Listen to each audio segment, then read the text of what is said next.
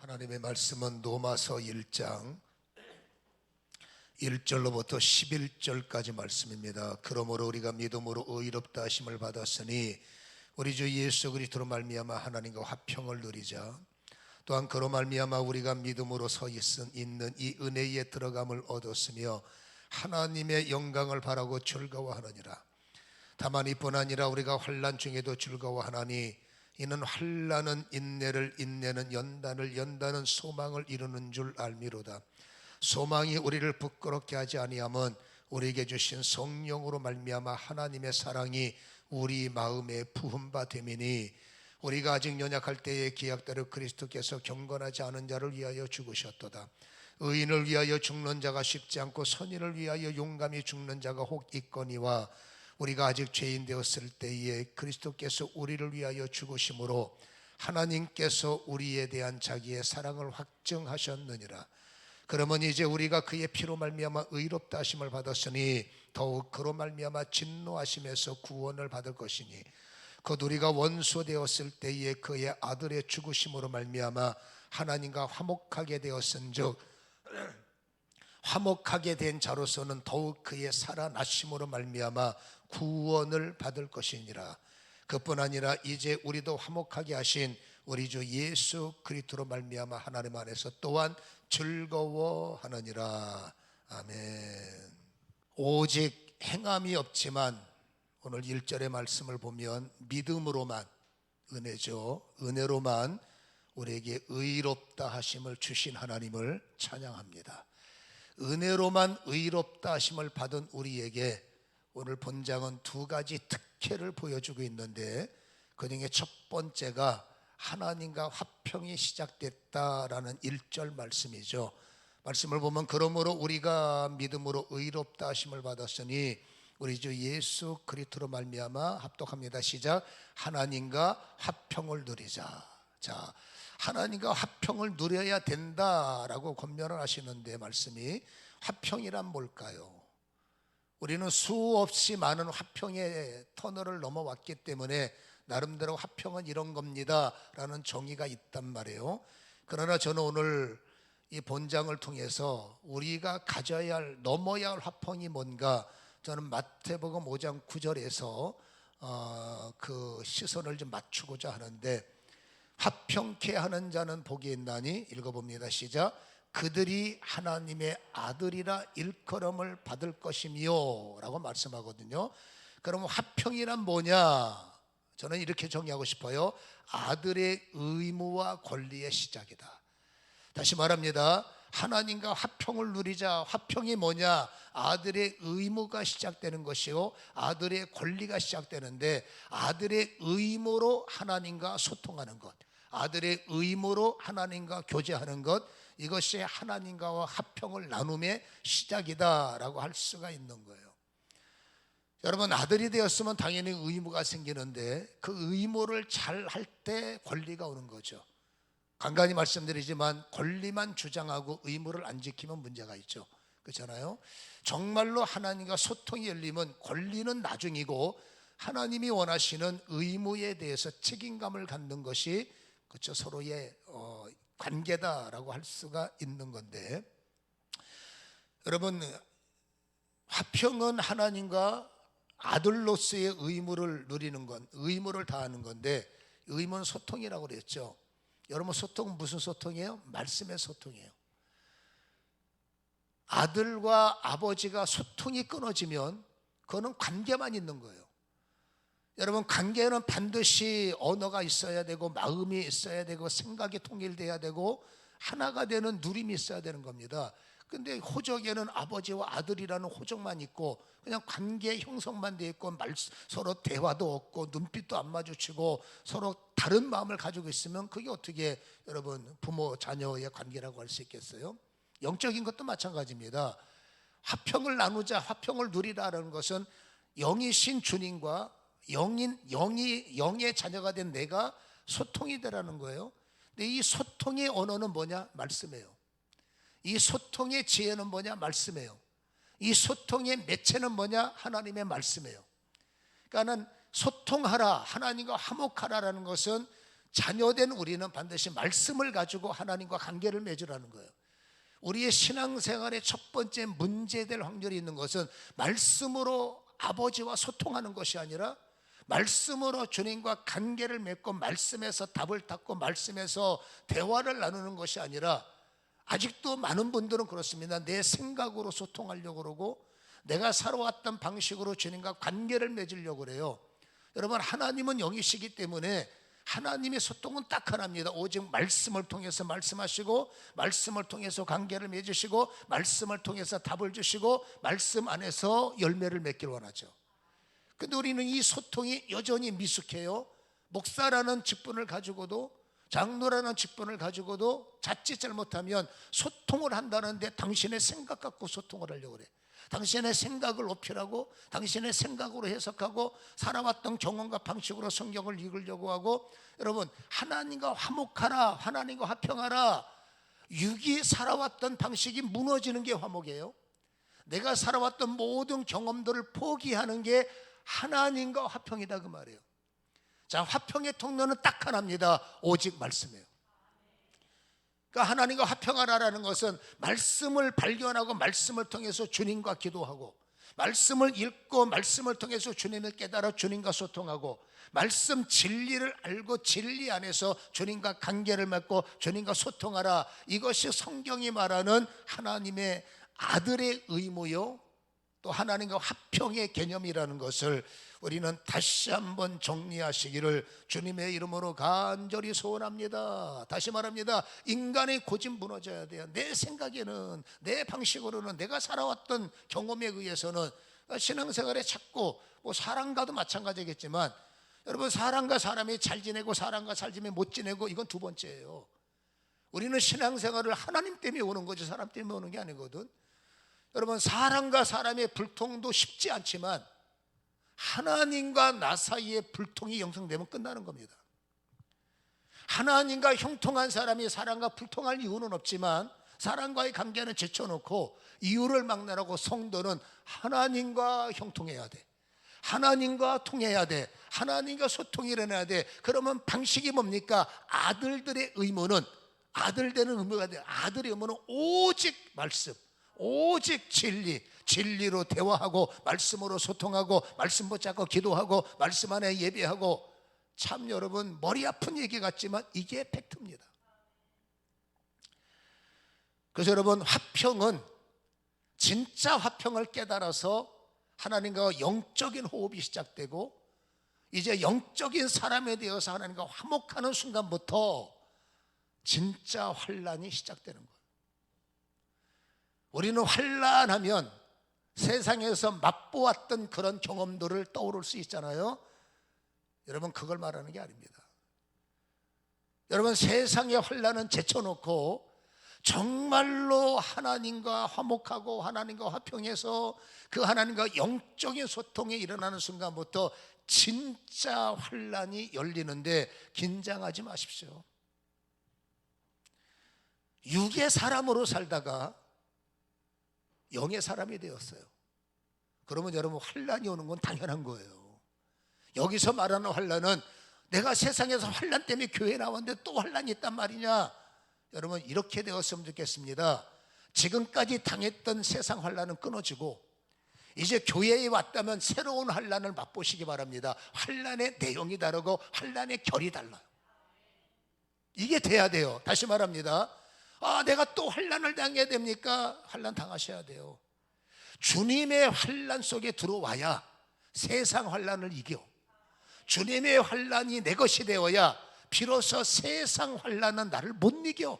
아멘. 제가 말하는 세상 환란이 아닌 믿음을 갖고 육의 환란이 아닌 영의 사람이 되어서, 영의 환란은 깨닫고 나면 은혜요, 깨닫고 나면 은총이요. 이게 여러분 굉장한 유익인데 우리는 환란이라는 단어에 하도 태워서 이런 유사한 단어만 나오면 경기를 일으키는데 긴장하지 마십시오. 걱정하지 마십시오. 하나님에서 오는 세상 환란을 벗어나 하나님이 원하시는 진리를 깨달을 때 환란은 우리의 즐거움이에요. 지금은 모르니까 환란이 뭐가 즐거워요. 그런 게 있어요. 아무튼 깨닫기를 주님의 이름으로 간절히 소원합니다. 육의 사람이 육을 벗고 영의 사람이 되었을 때 영적 환난은 필연이다. 아멘. 눈이 달라지잖아요. 방식이 달라지잖아요. 옛날에 육구로 살았을 때의 방식이 있지 않습니까? 교회에서는 그거 안 통해요. 육으로 살았을 때 가지고 있던 것들, 그게 좋은 것이든 나쁜 것이든 부유함이든 천한 것이든 극한 상황으로 저주를 받았던 하나님 나라에서는 그거 안 통해요. 세상에서 저주받은 자가 주님 나라까지 와서 저주받느냐? 그 둘이 안 통해. 세상에서 지긋지긋하게 가난하게 산 사람이 교회까지 와서도 가난하게 살 거냐? 그거 주님 노래 안 통해. 세상에서 명성이 있는 자가 주님 나라에서 명성이 이어질까? 그것도 안 통해요. 여러분, 주님 나라 오면 새로운 룰이 작동돼.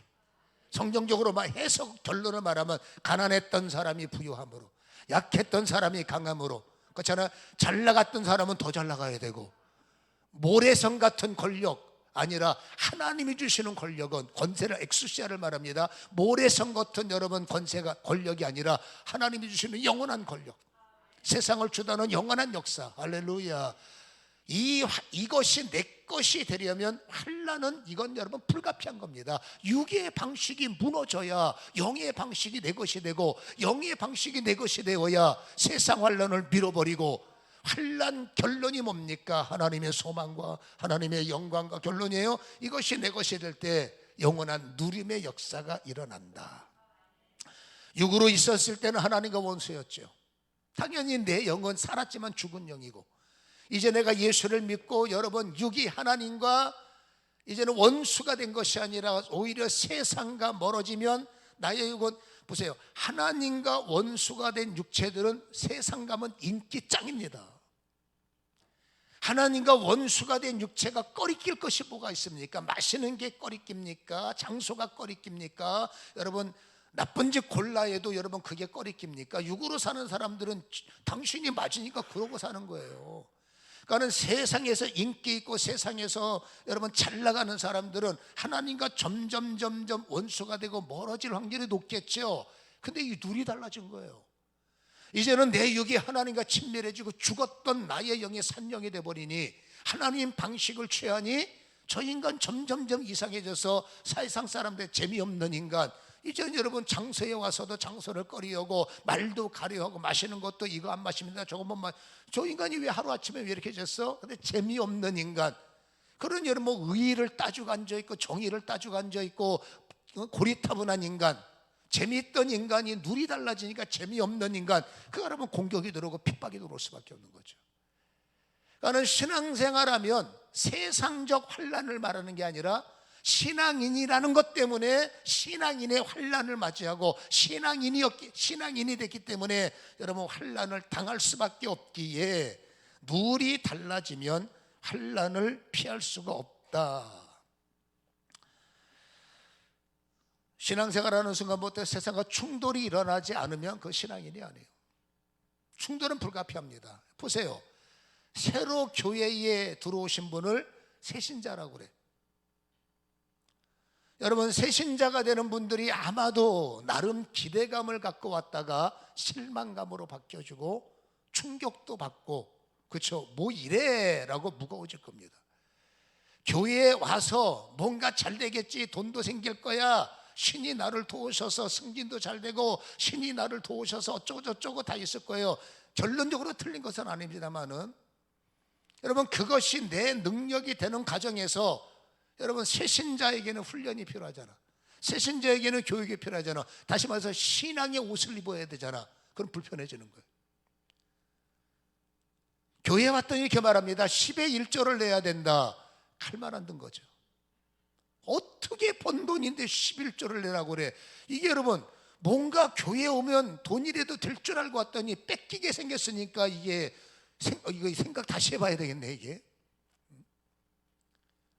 주일날 할 일이 얼마나 많은데 주일 성소 안 하면 뭐 큰일 난다, 뭐 이상해진다, 뭐 이런 말 하잖아요. 이게 뭐 협박하는 것도 아니라 이게 뭐야, 무거운 짐 때문에 교회 왔더니 더 나를, 내가 주일날 할 말이 얼마나 많은 사람인데 주일 성소 꼬박꼬박 하라. 아니 남을 때 하면 안 돼? 꼭 교회 와야 성도야? 어디 가서도 그냥 마음 먹으면 성도지? 라고 생각할 수 있잖아요. 이건 교회에 와서 새신자가 되면 환란, 이게 환란입니다. 아, 이게 더 힘들어져. 더 머리 아파져. 거기다가 무슨 믿음의 생활하라고 하면서 잠 많은 사람한테 새벽을 깨워보실래요? 잠 많은 사람한테 철야 오실래요? 무릎에 관절 때문에 힘들어 죽겠는데 무릎 꿇어보실래요? 무슨 예배 드리실래요? 생전 듣지도 못한 전부여 의지 없어 이런 찬양하라고. 아, 이거 신앙생활 하니까 더 머리 아파져. 이게 뭔가 다 환란이에요. 지금 여러분들의 얼굴에 환란이 보여. 여러분의 얼굴에 환란이 보여. 앉아있는 게 얼마나 힘듭니까? 이게 뭐예요? 다 신앙생활이 새로운 환란의 문이 열릴 줄 꿈에도 몰랐어요. 그렇죠?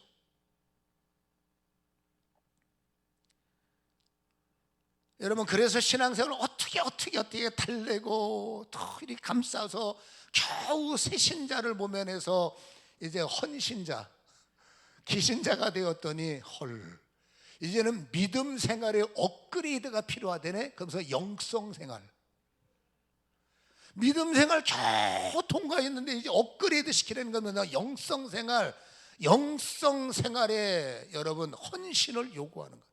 영성은 사명이다 해서 사명의 요구, 이 사명의 요구가 장난이 아닌 겁니다. 저 같은 경우는 목사가 되라의 요청, 머리에 쥐나는 거죠. 당신은 장로가 돼야 돼, 장로의 요청. 그렇게 이제는 영성가가 됐으면, 믿음 생활을 초월해서 영성가가 됐으면 더 많은 무릎을 꿇고 더 많은 희생을 하고 더 많은 성결을 하고 더 많은 헌신하고 10의 1조가 뭐예요? 장로들이 10의 1조를 해야지, 10의 2조는 해야지. 저 장로들이 아멘 안 하네. 10의 2조가 뭐예요? 10의 3조를 해야지. 손 들어봐, 아멘 한 사람 지금. 할렐루야. 일단 나를 좀 개인적으로 봅시다. 그게 얼마나 큰 환란인지 내가 가르쳐 드릴게. 예를 들어 말하는 거예요. 점점점 좀 나아질 줄 알았는데 영성에 입문하고 나니 기도의 분량은 늘려야 됩니다. 권사에 맞는 사명을 살아야 됩니다. 한수 집사가 됐으면 더 무릎을 꿇어야죠. 더 본이 되어야죠. 기타 등등 이게 다 환란인 거예요. 이 환란의 무게를 이기지 못하고 중도 하차하는 분들이 안타깝게도 많아요. 안타까운 거죠. 걸맞는 무릎을 꿇어야 되고 걸맞는 경건 생활을 해야 되고, 또 자신에게 사람들마다 부르심의 사명이 달라요. 어떤 사명은 여러분 해석도 안 되는 사명을 요구하기도 하고, 어떤 사명은 여러분 감당도 안 되는 것 같은데 감당하라고 그러고, 이게 여러분 이해가 안 가고 이 환란이 환란으로 끝나버리면 도중 하차하는 거는 이 불부득반한 거 아니겠습니까? 그러니까 아들의 의무를 다할수록 환란의 강도가 세지는 거예요. 아들의 의무를 다 해보려고 애를 썼더니 내 어깨에 올려놓는 짐은 점점점 무거워진다는 것을 아는 거죠.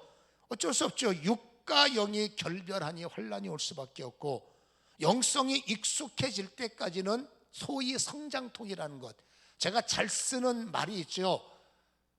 영적인 기도의 근육통, 믿음의 근육통, 영성의 근육통은 불가피하다. 근육통이 있어야, 근육통을 돌파해야 근육이 튼튼해지고 다른 운동이 업그레이드 되는 것처럼 신앙도 여러분 성장통이 있을 수밖에 없는 거 아니겠습니까? 그 성장통을 극복할 때까지는 새신자로서의 환란, 기신자로서의 환란, 그렇죠? 그것이 즐거움이 될 때까지는 아들의 의무를 다할수록 환란의 강도는 강력해진다. 이거 좀 머릿속에 잘 입력해 놓으시기를. 진리를 알면 알수록 무게가 더해질 수밖에 없다. 이거는 여러분 어쩔 수 없다는 사실을 기억하시고, 이 일에 대해서 베드로전서 4장은 이렇게 말합니다. 12절에 사랑하는 자들아, 너희를 연단하려고 오는 불시험을 이상한 일 당하는 것 같이 이상히 여기지 말라.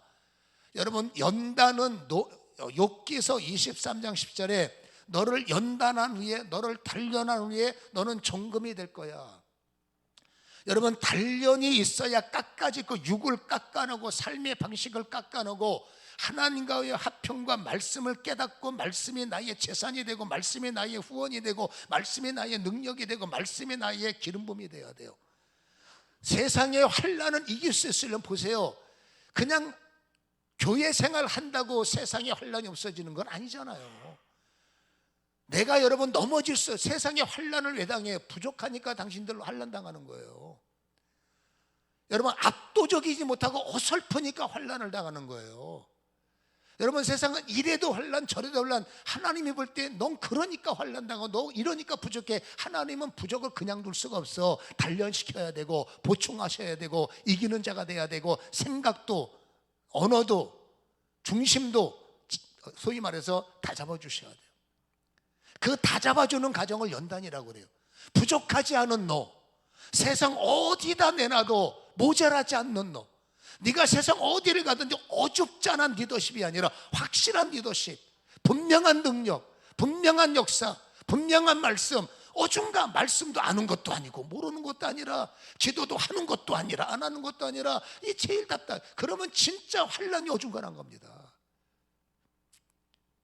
하나님이 원하는 확실한 환난 안에 들어와서 하나님이 원하시는 단련이 뭔지 아십니까? 너 그렇게 살면 넘어져를 잘라내는 거예요.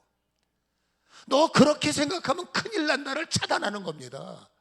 너 그러니까 힘이 없잖아를 여러분 보충하는 겁니다. 이게 단련하신 후에 연단을 넘어가면 너는 종금이 되리라. 나를 괴롭히시고 나를 골탕을 먹이시고 나를, 주님은 그럴 마음 추워도 없습니다. 왕의 권한을 버리시고 이 땅에 오신 이유는 결국 결론은 나를 구원하여 나를 왕의 자리로 세워 나를 정금 같은 이름과 정금 같은 영광과 생각이 다르고 언어가 다르고 돌파가 다르고 이김이 다르고, 환난을 통과한 자들은 생각이 다르고 언어가 다르고 이김이 달라요. 왜 똑같느냐? 아직 환난을 돌파하지 못해서 그래요. 환난에 시험 들고 환난에 아파하고 환난에 넘어지는 과정이기 때문에 그래요. 오늘 설교 제목이 뭡니까? 환난을 넘어라. 아직 못 넘었어요. 영광을 얻으리라. 영광이 시작된다. 영광이 열린다. 환난을 넘어야 영광이 열리는 거예요. 우리 아직도 왜 영광이 없으니까? 환난 중이기 때문에 그렇습니다. 자, 그래서 사랑하는 자들아, 너희를 연단하려고 연단의 결론은 뭐라고요? 정금. 그러니 당연히 불시험이 올 수밖에 없다는 겁니다. 불시험은 환난 시련이라는 뜻이죠. 13절에 말합니다. 오히려 너희가 그리스도의 고난에 참여하는 것, 세상에 있다가 교회에 왔고 세상 사람 됐다가 하나님과 화평을 누리는 아들의 그렇죠? 의무가 시작이 되니 그리스도의 고난이 오는 거 당연하잖아요. 이것을 뭐라고요? 힘들어하지 말고 즐거워하라. 오늘 핵심은 뭡니까? 즐거워야 돼. 환난이 즐거워야 돼. 신앙생활이 즐거워야 돼. 여러분 얼굴 피세요. 여러분 얼굴 다 무섭게 생겼어. 지금 이제 마스크를 벗으니까 여러분 얼굴이 보이잖아. 다 무섭게 생겼어. 환난 때문에 단련 때문에 힘들잖아. 이게 여러분 즐거워져야 되는데 우리는 아직도 이 무거운 짐을 이기지 못하는 거야. 여전히 우리는 환난을 이겨라, 영광이 시작된 데가 아니라 나는 아직도 환난 중이라는 거죠. 오히려 너희가 그리스도 고난에 참여하는 것을 즐거워하라. 이는 결론이 뭡니까? 영광을 나타내실 날이 와요. 너희로 즐거워하고 기쁘게 하리 합니다. 아, 나는 승리했어요를 주님은 듣기 원한다 그 말. 여러분 14절 합독하기를 원합니다. 베드로전서 4장 14절 읽습니다. 시작. 너희가 그리스도의 이름으로 치욕을 당하면 뭐가 있어요? 이거 소화가 어려운 거예요. 예수의 이름하고 연합했으면 영광이 있어야 되는데 영광을 당하기 전에 치욕을 당한다. 무슨 뜻일까요? 여러분 아까 말했지 않습니까? 성장의 시기가 있고 영성의 시기가 있고 잘됨의 시기가 있고, 주님과 닮아가는 과정에서 영의 사람으로 성장할 때까지 사단의 태클과 수많은 사람들이 네가 언제부터 그랬냐, 시기가 들어오고 네가 잘해봤자 그 모양이지, 이런 여러분 나를 자꾸 힘들게 하는 것들이 있다. 그럴 수밖에 없지 않습니까? 예수 믿는 것 때문에 우리가 예수 이름 아니면 그런 말 뭐하러 듣습니까? 우리가 신앙생활 안 되면 그런 어처구니없는 꼴을 내가 왜 당합니까? 신앙 안에 들어왔더니 주님의 이름 때문에, 주님을 섬긴다는 것 때문에 자존심도 내려야 될 때가 있고, 세상에는 명함도 못 내밀 수 있는 사람이 교회 안에서는 여러분 대들기도 하고 이러기도 하고 저러기도 하고, 이게 여러분 머리에 이해가 안 가는 거 많지만 성경이 말합니다. 그 이름으로 치욕을 당하는 너는 복이 있는 거야. 치욕을 당하는 너는 복이 있다는 것은, 치욕을 당할 때 오늘 성경에 뭡니까? 환난은 반드시 연단이고 연단은 반드시 인내고 인내와 연단을 이길 때 소망이 온다 그랬잖아요. 주님의 이름 때문에 억울한 일을 당하고 말도 안 되는 짓을 만나고 고통을 당해도 주님께서 말하고요, 인내하라. 너를 닦아내는, 너는 그 말을 이기는, 너는 그 환경을 이기는, 너는 그 조건을 이기는 자가 되기 위한 훈련이다. 거기서 넘어지면 나는 단계가 그것밖에 안 되잖아요. 그리스도의 이름으로 치욕을 당하면 복이 있도다. 왜요? 영광의 영, 곧 하나님의 영이 너희 위에 계시기 때문이다. 할렐루야. 여러분, 환난이 즐거움이 돼야 돼.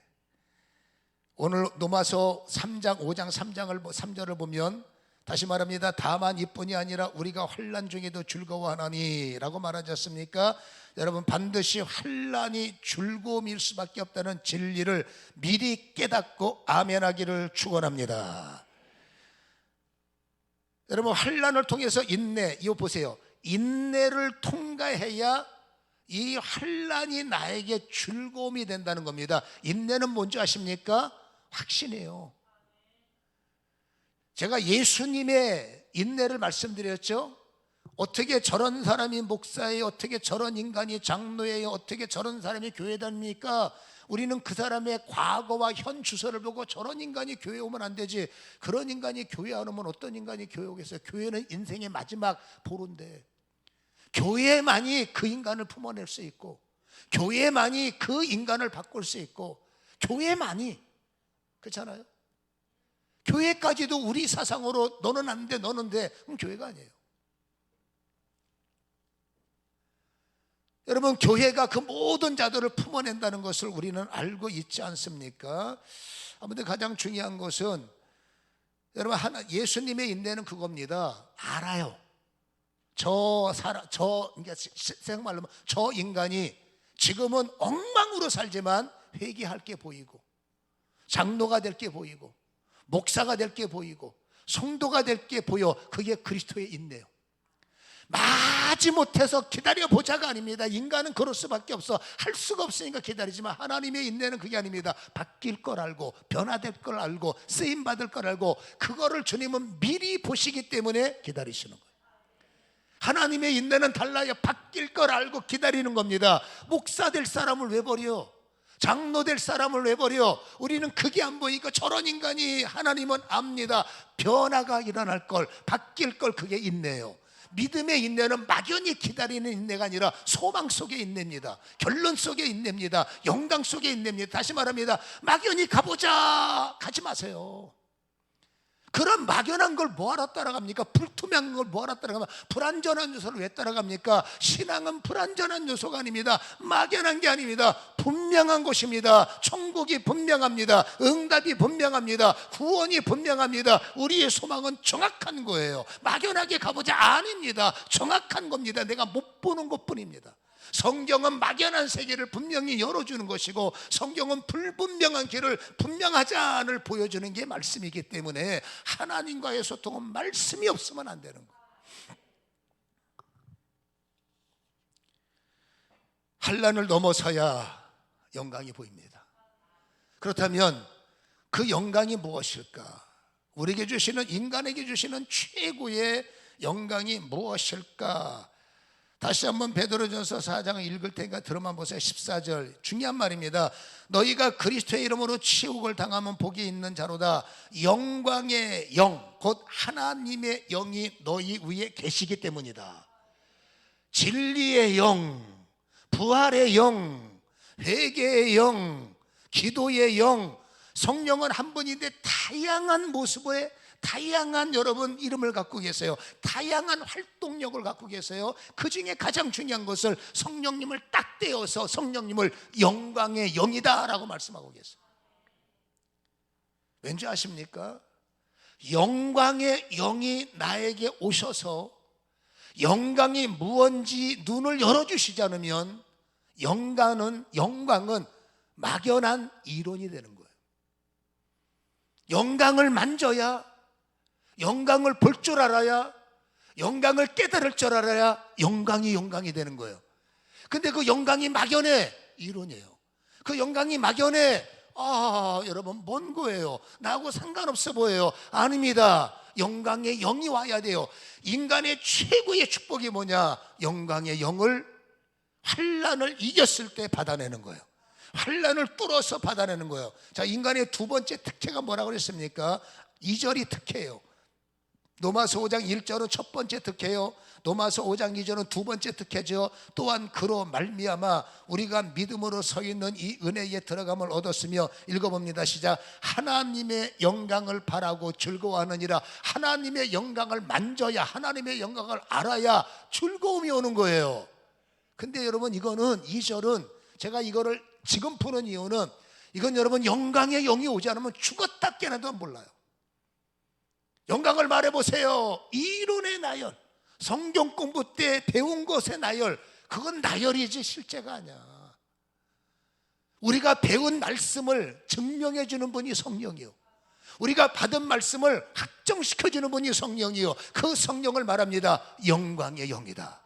환난을 돌파하는 사람은 환난을 통해서 인내를 배우고, 환난을 통해서 연단을 배우고, 환난을 통해서 연단을 넘어야, 인내를 넘어서야 소망이 열리는 거예요. 소망을 가져라. 죄송하지만 우리는 결론은 익숙하지만 과정이 있습니다. 여러분, 환난을 인내로, 인내를 연단을 넘어서야, 인내로 넘어서야 소망이 열리는 거예요.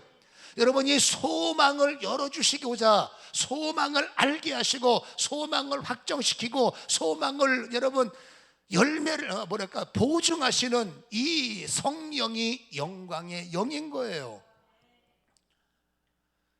우리의 신앙이 상당히 많은 부분이 이론화가 되어 있어요. 여러분, 이론이 나쁘진 않아요. 그러나 이론이 이론으로 정체되어 있으면 영적 트래픽이 걸려서 출발도 못하고 계속 더디면 목적 지점에 갈 수 없으니 중간에 도태되고, 중간에 이거 뭐 교회 가봤자, 아닙니다. 당신이 영적인 여러분 영적 혈관이 막혀서 당신은 건강한 나라에 못 들어간 것뿐이야. 막혀 있는 거지 하나님 나라가 없는 게 아니냐. 막힌 것이 응답이 없는 게 아니에요. 이게 없었으면 교회의 존재는 없어지는 거예요. 지금도 교회라는 존재가 수없는 비난과 수없는 여러분 부정 속에서 존재하는 이유는 막혔지만 천천히 가고니까 있는 거예요. 진리는 사실인 거예요. 이게 아니면 교회는 옛날에 무너졌습니다. 오늘 두 번째 특혜를 말합니다. 하나님의 영광을 바란다는 것은 내 것이 된다는 거예요. 바란다는 것은 보인다는 거예요. 바란다는 것은 만진다는 거예요. 바란다는 것은 여러분 내 거화가 된다는 겁니다. 그러니까 즐거워지는 거예요.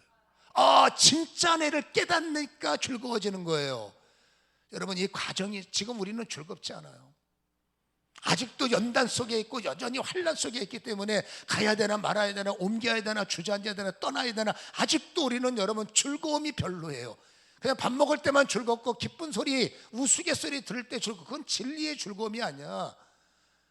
여러분, 주님과 화평을 누리면서 즐거워야 돼.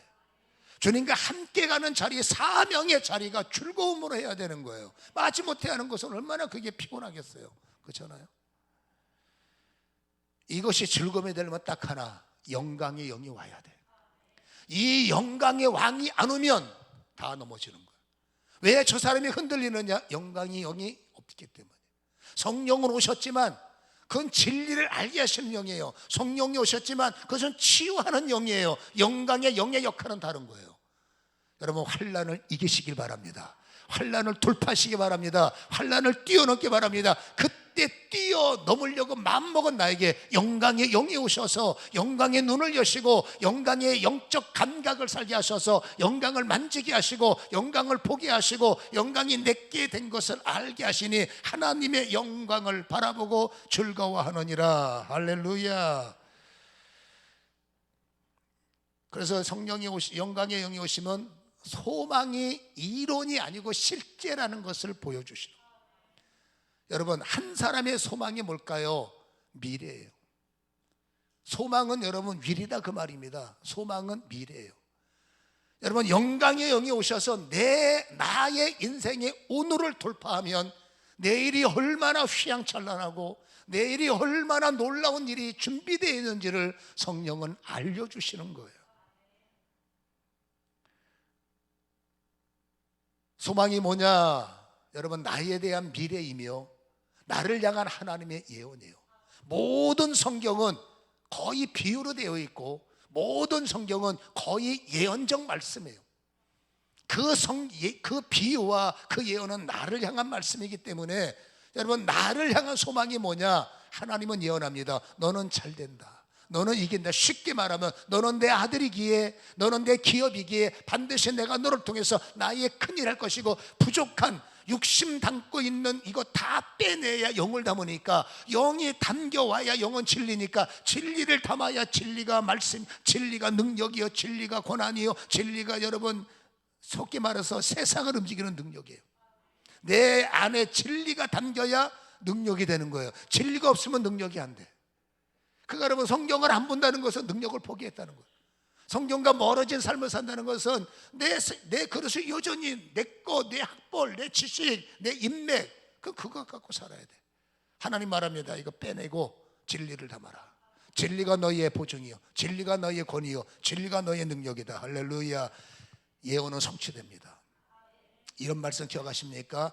오늘의 나, 미래의 나 달라요. 다시 말합니다. 지금의 나, 미래의 나 같을 수가 없어. 우리는 정과 같지 않습니다. 반드시 바뀌어. 자, 오늘의 나 환난 당한다 칩시다. 미래에 가서 오늘의 나를 보면 여러분, 내 인생에는 하나님의 역사가 시작 중이에요. 하나님이 내 인생 역사를 고치고 계시고, 하나님이 내 인생 역사를 다시 쓰고 계시고, 하나님이 내 인생 역사를 다듬고 아멘, 새롭게 고치시고 미래에서 나를 보면 나는 하나님의 역사를 써나가는 사람이다. 나는 하나님의 역사를 써나가는 사람이다. 시작. 나는 하나님의 역사를 써나가는 사람이다. 아멘. 여러분은 어떤 사람이라고요? 하나님의 역사를 써나가는 사람들. 미래에서 나를 보면 나는 하나님의 역사를 써나가는 사람. 같을 수가 없는 겁니다. 우리는 정과 같을 수가 없는 겁니다. 왜? 하나님이 내 역사를 고치시고 내 역사를 써나가고 가장 아름답게 만들어가고 계시기 때문이다. 이거를 깨닫는 게 누군지 아십니까? 영이에요. 인간의 마음은 현실밖에 몰라. 인간의 마음은 눈에 보이는 게 전부요. 그러나 내 안에 숨쉬는 나의 영은 성령과 연합이 됐고, 예수님과 연합이 됐고, 성령은 영에 계시고 예수님은 내 영에 계시기 때문에 여러분, 내 영은 아는 겁니다. 힘들어하는 나의 내일을 알아. 예수님도 힘들어하는 나의 내일을 알지만 내 안에 있는 내 영도 성령과 교통이 되기 때문에 힘들어하는 나의 내일을 알아요. 그러니까 여러분, 내 마음은 힘들어서 우는데 진짜 영적인 사람은 영은 기뻐하는 거예요.